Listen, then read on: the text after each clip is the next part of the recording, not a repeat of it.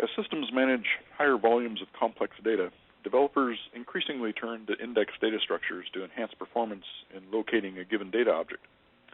Used properly, indexes can boost speed logarithmically beyond that of a linear data search. However, when indexing is contemplated, the first and often the only index to be considered is likely to be the B tree, as Chris just mentioned.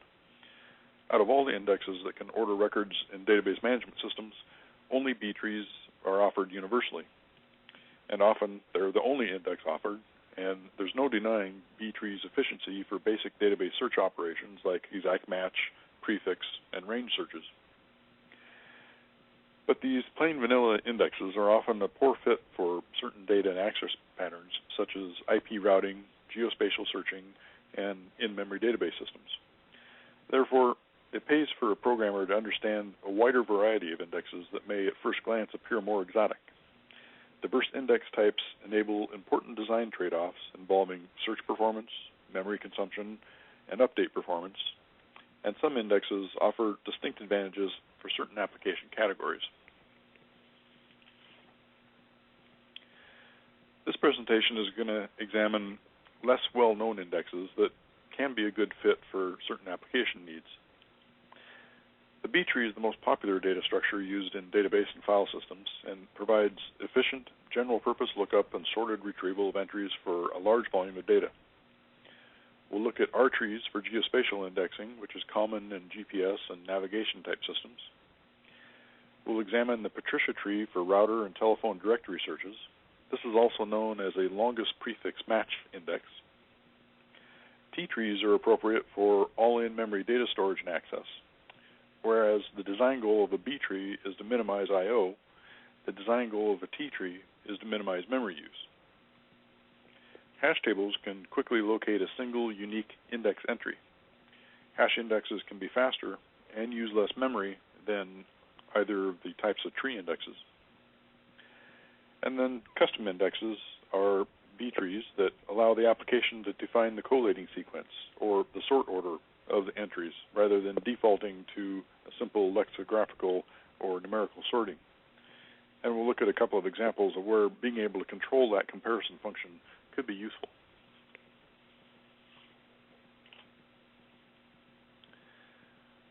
As I said, the B tree is the most popular data structure used in database and file systems. The main idea behind the B tree index is to reduce the number of disk operations that are needed to add, find, or remove a data element. By definition, a B tree of order M is a tree where each node may have up to M children, and it's usually called an M-way tree, in which A, the number of the indexes in each non-leaf node is one less than the number of its children, and these keys partition the children's keys in the fashion of a search tree. All the leaves are on the same level, and all non-leaf nodes except the root have at least M divided by 2 children. And B, the root is either a leaf node or it has from 2 to M children. And finally, C, a leaf node contains no more than M-1 keys. Each B tree page contains a reference to a child B tree node, the key value, and a pointer to the data associated with the key. Some variations, such as the B+ tree, keep all records only on leaf pages. Entries on a B tree page are ordered by the key value, so binary search is used to quickly locate the requested element on a given page. Search and traversal of B trees is straightforward. Using left to right, depth first traversal, the algorithm gets all elements of the B tree in sorted order. Insert and remove operations are more complex since they require rebalancing of the B tree. The tree is structured so that ideally at least half the available space on each of the internal pages should be used. In case of underflow, in other words to an empty page, or overflow, the page can't hold all the elements, then elements are redistributed to neighboring pages. If such pages don't already exist, they're created or, as the case may be, merged together. In order to perform a lookup without accessing the data records themselves, a B tree needs to store the search key value on its pages. This is one of the disadvantages of the B tree. All the keys are stored twice. The key is stored in the record itself, and it's stored again in the index. It also means that the maximum size of the key is limited by the size of the B tree page, or more particularly, the size of a slot within the B tree page. Incidentally, this feature, the ability to perform a key lookup without accessing the data records themselves, in database terminology is called a covered query. And you can go Google covered query and read all about that. I'm not going to spend any more time on it here, but it's an important concept in database systems. A B tree is always maintained to be balanced. A balanced tree is a tree where all the internal nodes are at the same depth and of a small height. Each operation with a B tree requires access to no more levels than the tree is high. Therefore, insert, remove, and find operations have logarithmic complexity. In order to reduce the tree height, the B tree pages or nodes are large and are often mapped to the database or file system page size. In other words, if the blocking factor on your file system is 4K, then your database page size is also likely to be 4K, and so your B tree node size will be 4K. And I'm going to use the term B tree page and B tree node interchangeably. They're really the same thing. So let's walk through what I've just covered. Here's an example of a B tree. In this case, it's a B tree of order 5. In other words, M is 5, containing 26 items. The number of keys on a non-leaf node is 1 less than the number of its children. All the leaf nodes are on the same level. Non-leaf nodes, except for the root, have at least M divided by 2 children. A leaf contains no more than M minus 1 keys.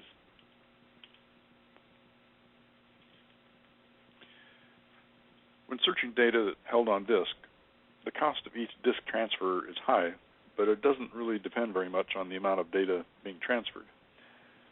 That's especially true when consecutive data items are transferred. So what I mean is, it costs about the same to transfer 4K bytes from the disk as it costs to transfer 100 bytes from the disk. B tree nodes, again, using that term interchangeably with pages, are usually stored as database pages or file system pages. The node size is usually equal to the size of the database page or the file system block. So these pages can be loaded into memory and read all at once. So the disk is always going to do I/O in terms of whatever its blocking factor is. So again, if the block size is 4K, it's always going to read and write 4K, even if you only want 100 bytes. The disk is always going to read 4K.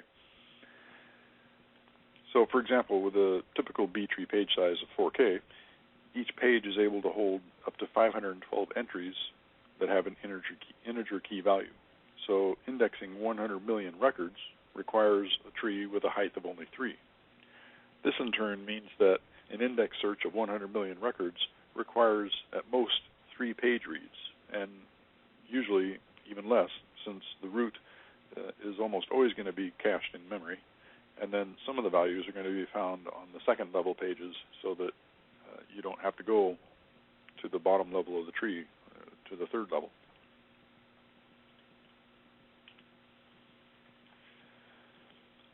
The B tree allows processing of common SQL queries, for example, those that we see on this slide. In other words, using a B tree, applications can efficiently locate records with any range of key values, and the range boundaries can be open, in other words, not specified, or it can be exclusive or inclusive. In addition, once the lookup is complete, the B tree allows iteration through the records in the desired order. For example, the following query doesn't require any further explicit sorting, provided that there's an index for the age field, that query being select star from person order by age.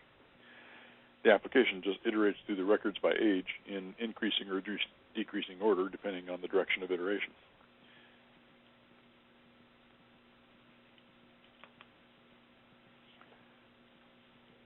When all your data is stored in RAM, in other words, not just cached in RAM, but then stored permanently on disk, the B tree index design goals are no longer a good match.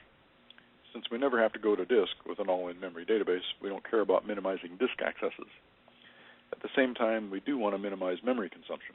So this, coupled with the fact that we don't care about minimizing disk access, eliminates the justification for keeping a redundant copy of the indexed data in the index structure itself. To save memory, we can store a pointer to the indexed data, and following a pointer in memory is very inexpensive compared to following a pointer on the disk, which requires another disk access. There are two pleasant byproducts of this. The pointer to the data that is inherent in the B-tree algorithm can be reused, and we gain greater simplicity by virtue of not having to deal with variable length data within the slots of the index nodes. Variable length data, for example, being a variable length string that's being indexed.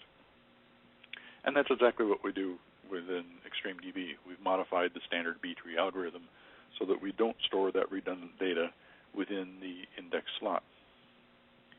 That keeps our B-tree smaller, so we save memory.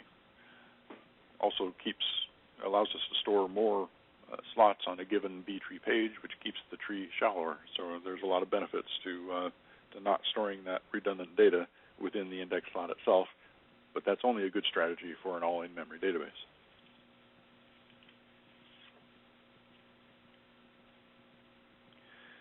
In addition to modifying the B-tree structure, there's a couple of other memory index structures that can be used efficiently to index objects in main memory, and they include the binary tree, or ABL tree, which is named for its two co-inventors, Adelson, Velsky, and Landis. However, as main memory is often limited in size, then measures have to be taken to minimize the space used by the index so that we can fit all the data in memory, which presents one of the main challenges for in-memory search structures. So again, there's two types of index structures that are well suited for all in-memory data.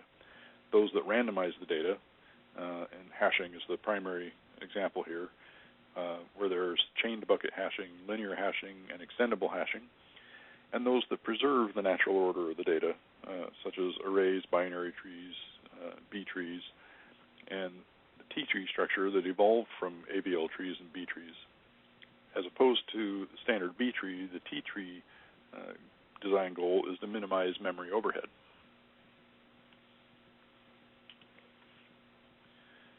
So T-tree indexes are semantically identical to B-tree indexes, but they're organized to be more efficient for collections that exist entirely in memory.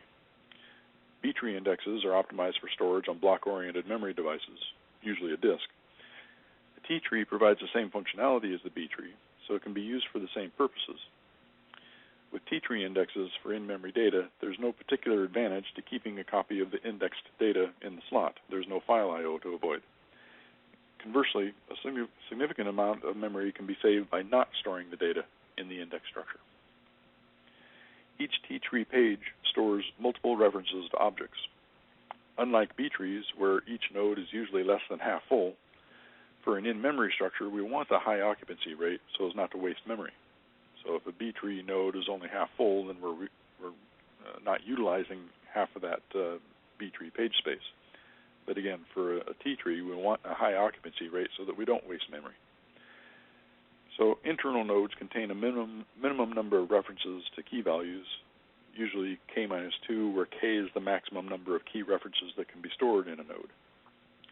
Like the B-tree, entries on a T-tree page are sorted by the key value, and the tree is maintained to be balanced. But unlike the B-tree, each T-tree page has only two child nodes, so the tree can get deeper.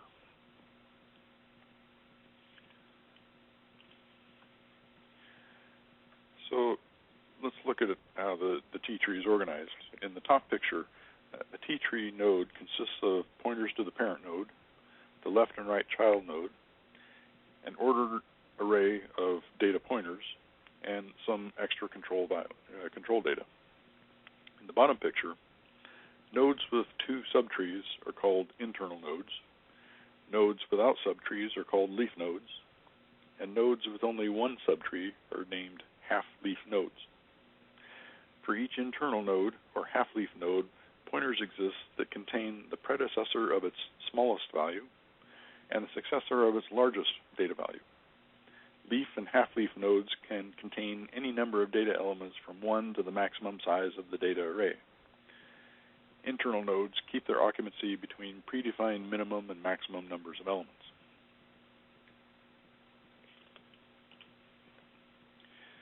Again, the T tree is semantically identical to the B tree, so it can be used for the same purposes.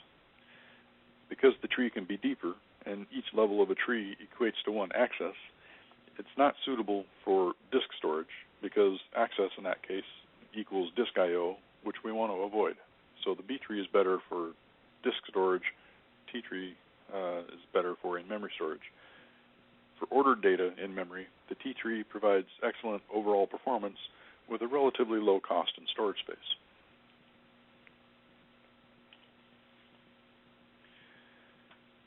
Turning to hash tables now. A hash table is one of the most efficient ways to perform key-value mapping. The idea of the hash table is to calculate some integer number that we call the hash code from the original key value. Then this number is used as an index in the array, in other words, an index into the hash table. Since the same hash code may correspond to different keys, there are conflicts, which we usually refer to as collisions. A hash table's efficiency greatly depends on the quality of its hash function. If the hash function is able to minimize the number of collisions, then a lookup in the hash table is very efficient and requires just a few checks. On the other hand, a bad hash function can ruin performance. For example, consider a simple dictionary with a string key value. Assume that the hash function is defined to be an exclusive OR of all bytes of the string, and then ask yourself, how good is that function? Well, unfortunately, it's not very good. It can yield only 256 possible values of the hash code. Thus, the hash of 1 million strings would create, on average, 4,000 conflicts. Conflicts are often resolved by maintaining what's called a collision chain, which is a linked list of elements with the same hash value. In order to locate a specific element, then the algorithm has to perform a linear search in that list of 4,000 elements, which, of course, is very inefficient. Unfortunately, it's not really possible to define one ideal hash function for all data types and for all distributions of data values. So to mitigate this, database systems will often have multiple hash functions. Another consideration is the hash table size. The hash code is used as an index into the hash table. But what's the size of that hash table? The calculated hash code can be very large, and it might not be possible to create an array of that size. So to compensate, the hash code is often the remainder after dividing the hash code value by the hash table size. But by doing so, the algorithm creates collisions, and so then measures have to be taken to minimize the number of collisions. If the number of elements is unknown, then the hash should either add more and more elements to the collision chains, which makes searches less efficient, or reallocate the table dynamically from time to time, which has its own performance implications. There are two general approaches to resolving collisions. They're called open addressing and chaining. With open addressing, each entry in the hash table holds a single value. With chaining, each entry in the hash table is the head of a chain of pointers to values that hashed to that hash code. So let's look at open addressing first. With this method, a hash collision is resolved by searching through alternate locations in the array, which is called the probe sequence, until either the target record is found in the case of a search, or an unused array slot is found, which in the case of a search means that the value was not found, or in the case of an insert, is an available slot to store the value. The well-known probe sequences include linear probing, in which the interval between probes is fixed, usually at 1. Quadratic probing, in which the interval between probes increases linearly, hence the indices are described by a quadratic function. And double hashing, in which the interval between probes is fixed for each record, but is computed by yet another hash function. The main trade-offs between these methods are that linear probing has the best cache performance, but is the most sensitive to a phenomenon called clustering that we'll discuss here in a few minutes. Double hashing has the poorest cache performance, but exhibits virtually no clustering, and quadratic probing falls somewhere in between both areas. On another note, the performance of an open addressing hash table depends on the load factor, or the proportion of the slots in the array that are used. As the load factor increases towards 100%, the number of probes that might be required to find or insert a given key rises dramatically. Once the table becomes full, then probing algorithms might even fail to terminate. They just won't find any empty slots. Even with good hash functions, load factors are normally limited to 80%. A poor hash function can exhibit poor performance even at very low load factors by generating significant clustering. All right, let's take a closer look at linear probing. In this algorithm, if a location is occupied, the logic simply iterates through the hash table elements sequentially until an open location is found. In our example, the hash function is the key value modulus 11. Remember, we said the hash code is usually the remainder after dividing the hash code by the table size. So if the hash code turns out to be larger than the table size, then we're going to take the hash code, divide it by the table size, and use the remainder as the index into the hash table. So you can see the sequence of steps to store some key values here. So the key value 20 modulus the hash table size 11 gives us a value of 9. So we store the value 20 in bucket number 9. And then 13 modulus 11 is 2, but 2 is already occupied by the previous value, so we just add 1 to it using linear probing, and we store the value 13 in bucket number 3. Likewise, 24 modulus 11 is also 2, but again, 2 is occupied, so the linear probing looks at 3, which is already occupied, and goes down the line until it finds an empty bucket, in this case, bucket number 5.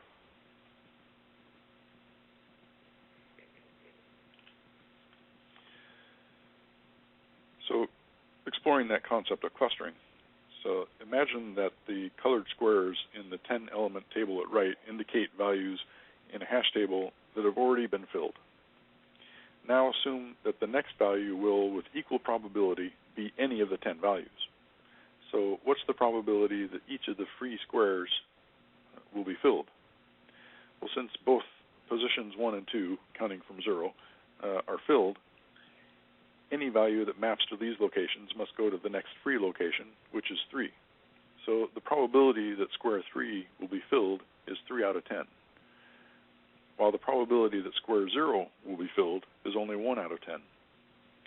So that phenomenon, where the larger a block of filled cells becomes, the more likely it is to become larger, is called clustering. Incidentally, a similar phenomenon explains why groups of cars get larger and larger on the road.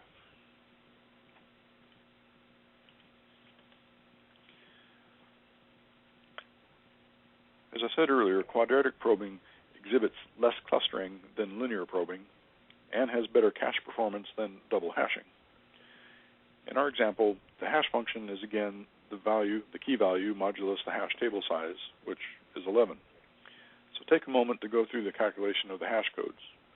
Note that in the case of the value 9, the last 2 probes result in hash codes that are larger than the table size, so the hash code is reduced to the remainder of the hash code divided by the table size.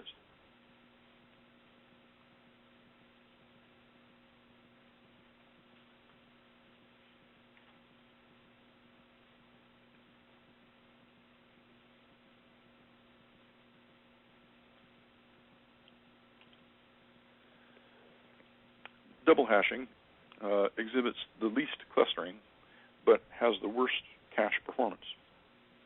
In this example, the first hash function is the value modulus 11, as in the previous examples, and then to resolve collisions, the second hash function is 7 minus the value modulus 7, which is multiplied by 2, 3, 4, and so on when further probes are required. So let's look at how the hash code for the value 91 is arrived at. So 91 modulus 11 equals 3, which is occupied. So we go to the second hash function. 91 modulus 7 equals 0. 7 minus 0 equals 7. And 3 plus 7 equals 10, which is also occupied. So we take 2 times the second hash function, which gives us 14, and we add it to the result of the first hash function, 3, to get 17. But 17 is larger than the hash table size, so we take its remainder after dividing by the hash table size, which gives us the hash code 6. So the value 91 is stored in bucket number 6. And again, I'll give you a moment here to study the sequence of probes that are illustrated on this screen.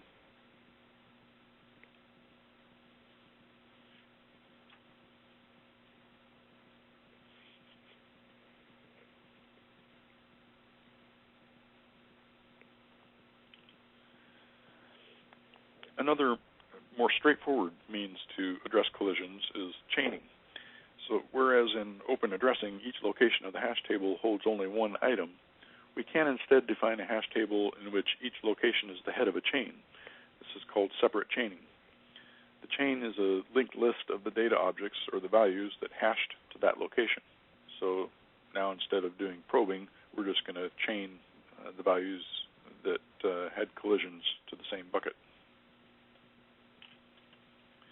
Thus, the hash table that uses buckets is really a combination of an array and a linked list. Each element in the array or the hash table is a header for a linked list. All the elements that hash to the same location will be stored in that list. Each operation on the hash table then divides into 2 steps. First, the element is hashed and the remainder taken after dividing by the table size, and that yields the table index. Next, the entry is added to the linked list indicated by the table index in the case of an insert, or the chain is walked to find the specific value in the case of a search.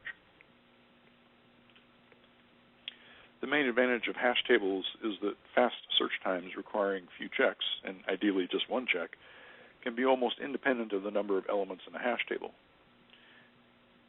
In other words, doing a lookup into a hash table of size 100 is just about the same as doing a hash lookup into a hash table of size 1 million. But the price for that advantage is high. First, it requires choosing a good hash function, which is non-trivial, especially since defining an ideal hash function for all types of data is really impossible. And secondly, it requires maintaining a larger hash table or a larger array than the amount of data being managed. Again, remember, we want to keep our load factor below 80%, so we need a larger table than the actual number of elements that we want to store in the table. So if there's several million elements, then the hash table size could be several megabytes in order to avoid walking long collision chains or having very long probe sequences. And that's not always possible. And one of the most crucial hash table limitations is that it doesn't preserve key order. So if range queries are needed, for example, select persons with an age greater than 30 or with a salary between some minimum and some maximum, then a hash table isn't going to be able to help you optimize that query. And for that reason, database system indexes are usually implemented with B trees, with hash tables available only if they're explicitly requested. Hash tables should be used for auto-generated identifiers where the order isn't important for the application, but are frequently used and require fast access time, for example, for joins. So, for example, if your database supports a serial or a sequence data type in eXtremeDB, we call it an auto ID. That's a great candidate for a hash index. It's typically just used for fast lookups and for joins. You don't care about the order. Hash table interfaces, therefore, usually only include put and get methods to add, find, and replace elements in a hash table. It might be possible to iterate through all the hash table entries, but the order is going to be unpredictable.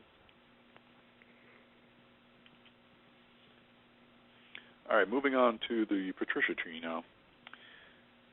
So a B tree can locate values with a specified prefix, for example, finding all stock ticker symbols that start with the letter A, but some applications require a different search, locating keys that represent the longest prefixes of a specified value.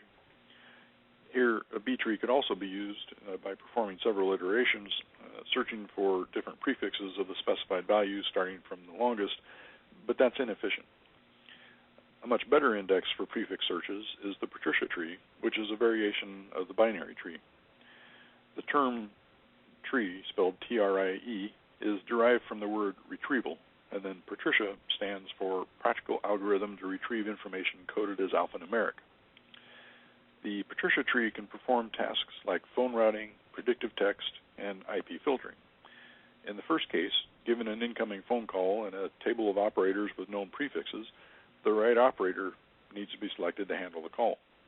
Predictive text is the functionality your mobile phone exhibits when it tries to guess the word that you're entering into an SMS text message.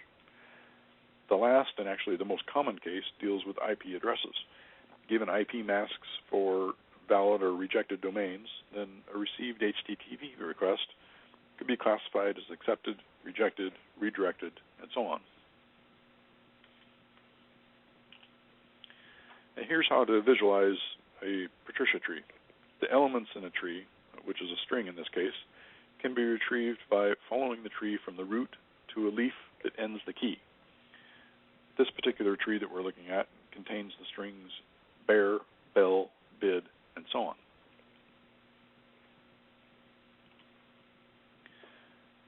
One potential problem with trees is when the set of keys is sparse, the tree will have what's called high space complexity. In other words, internal nodes only have one descendant. The Patricia tree is a variation of a binary tree, except that it has a bit index associated with it and kept in every node. The index indicates where the bit comparison is performed. When a search is performed and the algorithm encounters a node, the algorithm compares the node-based index to the bit index of the search key, and then branches left on a 0 and right on a 1. The bit index of nodes in the tree must decrease as distance from the root increases. That makes sense when you consider that we number the bits in a byte or a word or a double word, etc., from left to right, and we think of them as the high bit and the low bit. Thus, a parent node in the tree will always have a higher bit index than its children. A search on a Patricia tree is concluded when the algorithm follows an upward link. Wherever the algorithm ends after following that link is the result of the search.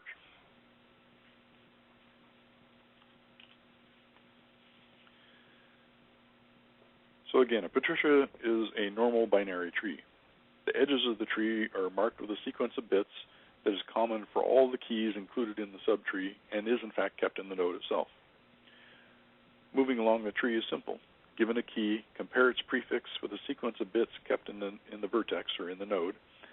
If they're equal, then bite off the prefix and check the next bit. If it's 0, go to the left. If it's 1, go to the right. If there are no more bits, then the key is found. If the prefix does not match the sequence of bits kept in the vertex, then we found the best match as opposed to the complete match. If we need to insert and the prefix did not match, then the vertex is going to be split into two, creating a new vertex as a root, and the common prefix for the two children is written into it. Patricia trees usually provide two search operations. Locating an object that exactly matches the specified search pattern, in other words, objects whose key values contain a specified pattern as a prefix, and locating the nearest match to the specified pattern, in other words, the object for which the key value and the specified pattern have the longest common prefix. Okay, moving on to R trees now. B tree indexes are single-dimensional.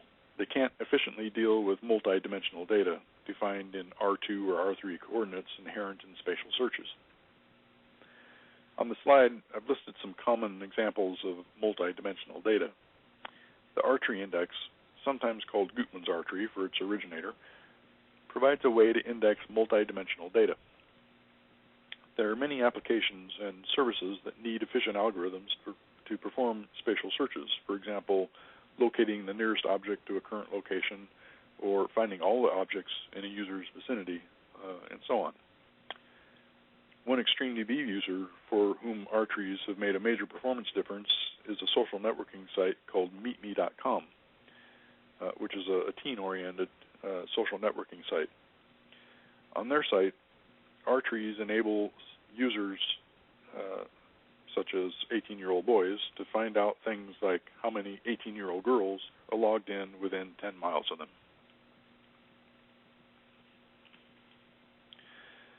The R tree algorithm does the job well by mapping objects in space using a bounding box, or what we call a minimum bounding rectangle, which is abbreviated MBR.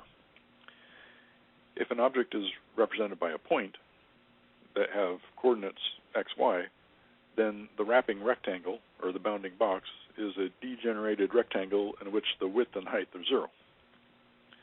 For all other geographical objects, whether they're lines, polygons, or other arbitrary shapes, the wrapping rectangle is such that the coordinates of the top left corner are smaller than or equal to the coordinates of any point of the object, and the coordinates of the bottom right corner are greater than or equal to the coordinates of any point in the object. In other words, to put it more simply, a wrapping rectangle is the smallest rectangle that fully contains the specified object. Each node in the index bounds its children. Like the nodes of other index types we've discussed, a node can have many different objects in it. The leaves of the tree point to the actual objects. The height is always log n. In other words, the tree is height balanced. And again, as with other tree indexes, the R-tree nodes usually correspond to database or file system pages. So here's a picture of an R-tree. Let's take a moment to examine it. The input for a search is a rectangle, or a query box. And searching is similar to searching in a B tree. The search starts from the root node of the tree. Every internal node contains a set of rectangles and pointers to the corresponding child node, and every leaf node contains the rectangles of spatial objects, or a pointer to a spatial object. For every rectangle in a node, it has to be decided if it overlaps the search rectangle or not. If it does, the corresponding child node has to be searched also. Searching is done like this in a recursive manner until all the overlapping nodes have been traversed. When a leaf node is reached, the bounding boxes, the rectangles, contained within it are tested against the search rectangle, and the objects are put into the result set if they lie within the search rectangle. To insert an object, the tree is traversed recursively from the root node. All the rectangles in the current internal node are examined. The constraint of least coverage is employed to insert an object. In other words, the box that needs the least amount of enlargement to enclose the new object is selected. In the case where there is more than one rectangle that meets that criteria, the one with the smallest area is chosen. Inserting continues recursively in the chosen node. Once a leaf node is reached, a straightforward insertion is made if the leaf node is not full. If the leaf node is full, then it has to be split before the insertion is made. And there's a few splitting algorithms for good B-tree performance, but that's more detail than we really have time to go into in this presentation. The programming interface of an R-tree usually provides the following search methods. The object belongs to the specified area, or more formally, whether the object's minimum bounding rectangle overlaps with the specified rectangle, or the object is part of the specified area, whether the object's MBR is wholly contained within the specified rectangle, not just overlaps, but wholly contained within, and then get all objects that belong to the specified area. In other words, get all the objects whose minimum bounding rectangles overlap with the specified rectangle. These operations, in turn, can be used to implement more sophisticated requests. For example, to locate the nearest neighbor to an object, or to get all objects whose distance from the current location is less than some specified value.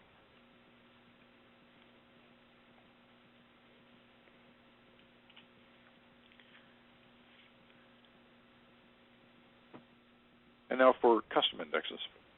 So index implementations customarily use the usual compare operations for scalar data types, or memcompare or string compare, and their analogs for ASCII and Unicode data types respectively. However, there's circumstances where an alternate comparison method is needed.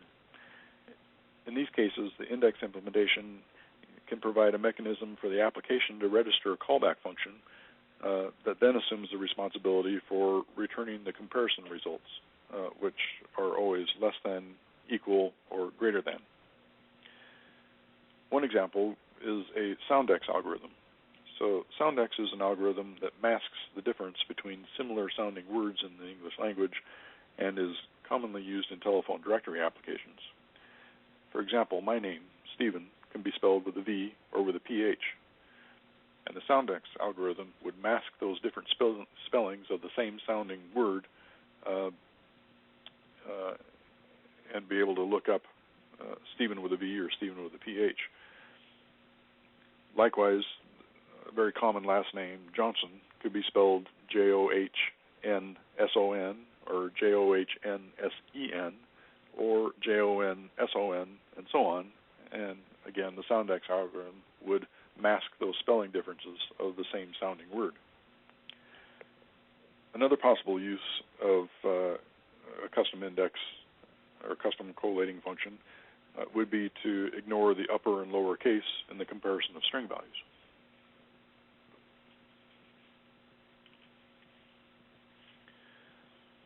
So indexes can be coded from scratch. You can just write them yourself.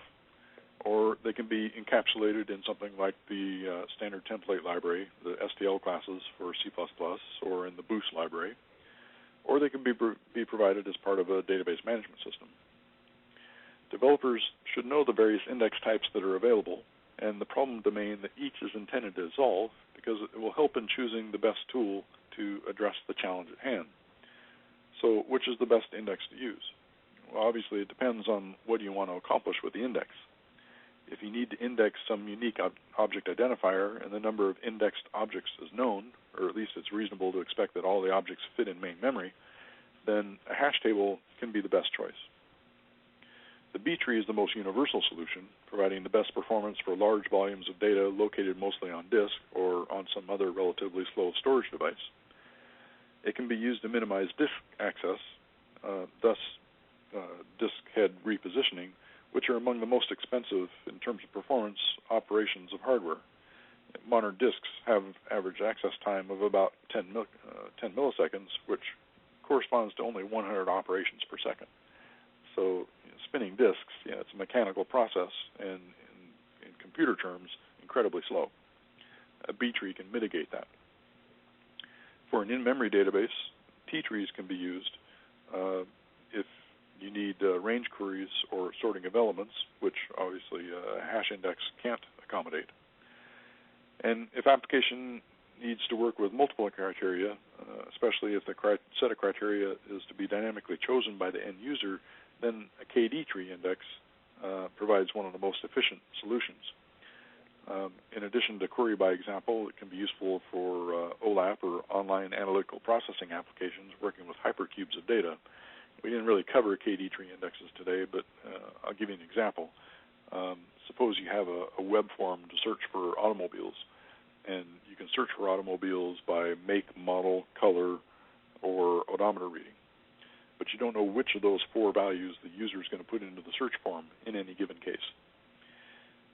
If you didn't have a KD tree, and all you had was a B tree index, for example, you'd have to have at least 4 different indexes where each of those 4 elements was the first component of the tree. And then in your program, you'd have to look at what values the user put into the search form and decide which of those 4 indexes you were going to use to conduct that query. The KD tree can simplify your life. You can create a single KD tree index with the 4 elements, make, model, color, and odometer reading, and use that one index regardless of which values the user put into the search form or which combination of values the user put into the search form. That has 2 distinct advantages. First of all, the database runtime only has to maintain 1 index structure instead of 4, which saves space, which can be really important for an in-memory database, but also saves CPU cycles because we only have to keep that 1 index maintained instead of maintaining 4 indexes on every insert, update, and delete. And it also simplifies the application code, or the database management system code, as the case may be, because we don't have to figure out which of 4 indexes to use to affect a given query. We always use just that 1 index.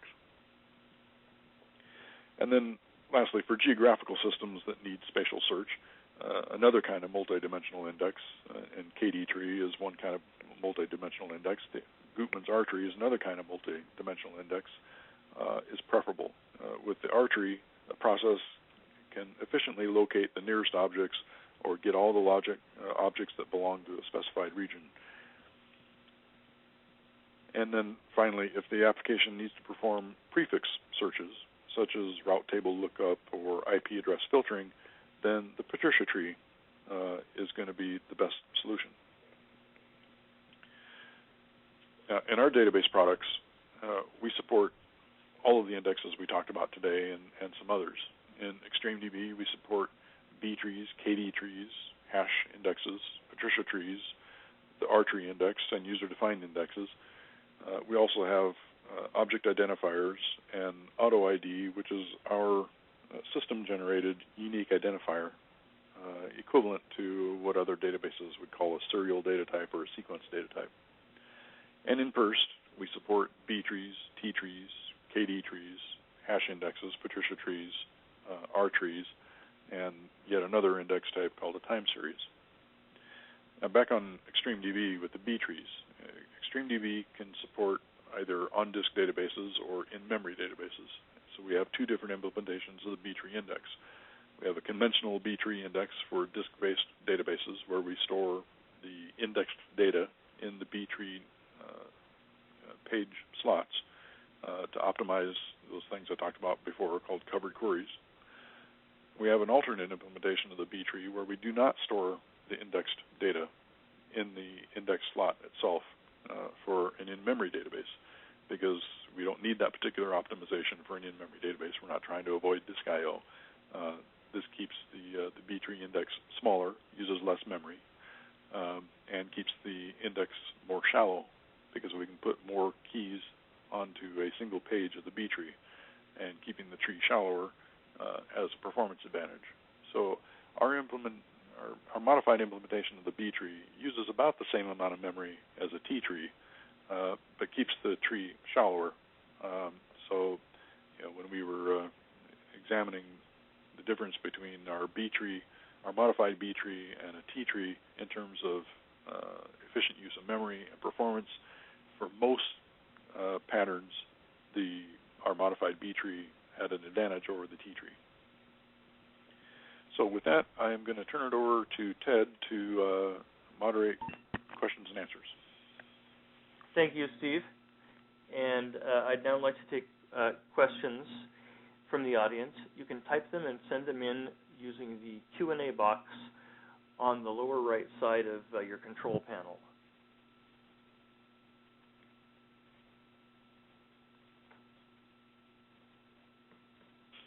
And one question that's come in is, are these indexes only available as part of a database system? Do I need to use a database system if I want to take advantage of these indexes in my application? Well, no. As I indicated in my summary, you can certainly write your own indexes, and there's probably a lot of index implementations out there in the public domain if you just search for them on the web. Or you can use indexes that are built into the standard template library or the Boost library. And of course, if you have a database management system, the database management system is almost certainly going to offer you at least a B tree index, and depending on which database management system you're working with, may also offer hash and other types of indexes. All right, thanks. Any additional questions? You mentioned that a T-tree index is good for in-memory usage. Does that mean when an application is to run entirely in memory, the T-tree should be used exclusively? Again, this depends on the database management system that you have available to you. If all you have is a choice between a T-tree and a conventional B tree, then yes, you should use the T tree for all in-memory data. But again, going back to eXtremeDB, and if you're attending our event today, then you obviously have some interest in eXtremeDB, then our modification of the B tree for all in-memory data is actually as good as or better than the T tree algorithm. Can an R tree be used to index objects in three-dimensional space? No. Gutmann's R tree indexes two-dimensional space, which is most commonly latitude and longitude. It can't handle 3 dimensions. For that, you need to consider a for example, the OC tree that partitions a three-dimensional space by recursively subdividing it into 8 octants. Or you could look at the KD tree index, which we talked about briefly, which is another multi-dimensional index. So with either of those, the OC tree or the KD tree, you could index, for example, latitude, longitude, and altitude. What you would give up if you use the KD tree index is those high-level searches, the ability to find all the rectangles that are enclosed by a given rectangle. You'd have to build up those higher-level searches from lower-level queries. All right. By introducing a callback function, can't a custom index compromise the integrity of the database if the callback function is ill-behaved? No, not really. So the callback function doesn't store anything in the database. It doesn't manipulate any data. It only returns a result code, which is typically less than, equal to, or greater than. And then the database system uses that result code to walk the tree and build the key stack, push and pop the key stack. Now, it's possible that these callback functions are usually pretty trivial, so it'd be pretty. You probably have to try pretty hard to make something disastrous like this happen. But it's possible that one of these custom functions could go off in the weeds and crash, which would take down the task that called that function with it. But a database management system should be resilient to that. In other words, the database management system should be able to crash and then recover from that crash when it's subsequently restarted, or if there's another task using the database at the same time, the other task should be able to clean up after the crashed task. And that's the case with eXtremeDB. But again, It's hard to imagine that sort of thing happening with a simple callback function for custom indexes. All right, thank you. Are there any more questions? It looks like we've come to the end of our event, but if there are questions that you'd like us to address, we'd be happy to respond to you by email. Just contact us at the email addresses given on the screen. And we'd like to thank you for attending our webinar. We hope you've gained a good understanding of how data indexes, including some that are specialized, can enhance the performance and reduce memory, CPU, and storage requirements of embedded database applications. As you've seen, through data structures such as R trees, T trees, hash tables, and others, it is possible to obtain significant efficiency gains. And we'd like to invite you all to visit our website for the many excellent white papers and replays of this and other webinars. This one should be added to the site within 24 hours. We'll be holding follow-on sessions in the upcoming weeks and look forward to you joining us then. Thank you again, and good day.